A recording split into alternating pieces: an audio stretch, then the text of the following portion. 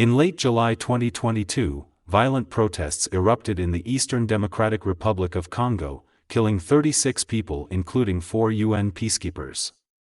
The United Nations mission in the Congo has long faced a crisis of trust among local communities. Despite a presence of more than 2 decades, it has been accused of failing to protect civilians and improve security in the region. This is not the first time protests have erupted against UN peacekeepers in eastern Congo. Recent events, however, have highlighted the ongoing issues confronting the United Nations Organization's Stabilization Mission in the Democratic Republic of the Congo, MONUSCO. It has faced questions about its operational effectiveness, the host country's consent, and whether, or how, it can leave the country gracefully. Increased tensions in the Congo's eastern region are the result of what many see as years of peacekeeping failures that have resulted in violence, death, and displacement of millions of Congolese.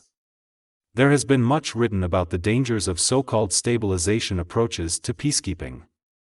These have been pursued in countries such as the Congo, Mali, and the Central African Republic, and are distinguished by efforts to neutralize non-state armed groups while also extending state authority.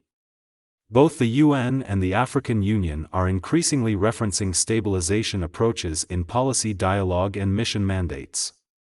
However, such approaches have proven largely ineffective, in part due to their state-centric nature, which fails to take into account local conflict drivers. When the UN Security Council authorized the Force Intervention Brigade, MONUSCO, in 2013, it was initially praised for putting an end to the insurgency attempt by the armed group M23, a rebel military group based in eastern areas of the DRC, mainly operating in the province of North Kivu. Despite this, the brigade has struggled to carry out its mandate in the face of the region's continued proliferation of armed groups and high levels of insecurity. In response to these challenges, the brigade recently received additional assistance from a number of rapid response forces. Yet, the mission has been unable to put a stop to the violence. The M23's recent resurgence has served as a stark reminder of the brigade's flaws. Simultaneously, militarized approaches to peacekeeping in the Congo have come at the expense of non-violent approaches to peacebuilding, such as unarmed protection methods, which may be more conducive to establishing long-term peace. As a result, despite having spent significant resources attempting to manage its reputation, the UN is facing a crisis of legitimacy among the general public. Community trust in the ability of peacekeepers to ensure security is generally low and has declined over time in eastern Congo. It is also significantly lower than trust in state security forces, despite the latter's flagrant human rights violations and lack of capacity. This raises issues of consent, such as who has a say in maintaining cooperation with the host country. Host state consent, a UN peacekeeping principle, is commonly interpreted as the host government's consent. However, recent events in the Congo suggest that more attention should be paid to community members' voices.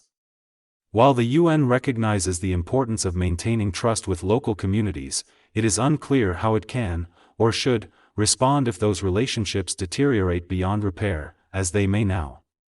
Given the cross-border nature of the conflict and Kinshasa's military accusing Rwanda of using the M23 to invade Congo, regional dynamics have exacerbated the situation. Kigali has refuted these allegations. While the UN mission is being phased out, there is no set timetable for its departure. Instead, withdrawal is guided by progress toward a set of agreed-upon benchmarks, such as a significant reduction in the threat posed by armed groups. Some experts argue that the drawdown should not be time-limited. Progress has been slow, and it is unclear whether the benchmarks will be met anytime soon. Meanwhile, the mission and members of the UN Security Council must decide what to do if they are unable to control security conditions or if the state pushes more forcefully for an early exit. Protests in the region are likely to continue in the coming months, particularly as the Congolese presidential elections, scheduled for late 2023, approach. What is required at this time is a strong regional security arrangement that would relieve some of the strain on the UN mission and allow for a more robust diplomatic response to regional tensions. The East African Community Heads of States agreement to deploy a regional force to the Congo on July 22, 2022, may be a timely step in the right direction. However, as the difficulties of the UN mission have demonstrated, military operations cannot be effective unless they are accompanied by a viable political process, which has been lacking in the Congo. The current security situation, as well as contentious regional dynamics, are evidence of this. Thanks for watching. If you like this type of content, make sure you subscribe and turn on the notification bell for more stories.